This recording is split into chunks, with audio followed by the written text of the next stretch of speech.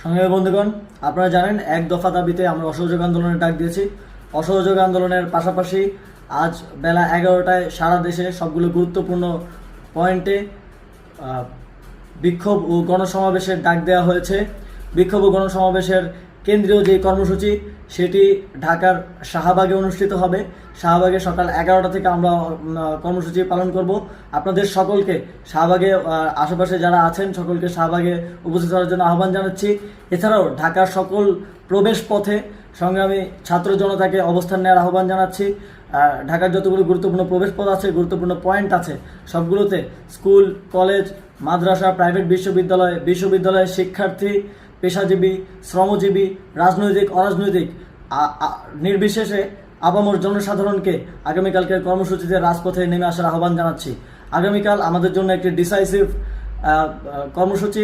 আগামীকাল আমরা শান্তিপূর্ণভাবে আমাদের বিক্ষোভ ও গণসমাবেশ পালন করব, কিন্তু যদি আমাদের উপর আঘাত আসে তা প্রতিহত করার জন্য আন্দোলনকারী ছাত্র জনতাকে প্রস্তুত থাকার আহ্বান করছি।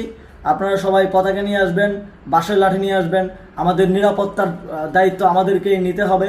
কোনো সন্ত্রাসী সংগঠনের সন্ত্রাসীরা যাতে আমাদের আন্দোলনের শক্তিকে চ্যালেঞ্জ না করতে পারে সেটি নিশ্চিত করার জন্য আগামীকাল 11টায় সবাই রাজপথে নেমে আসুন।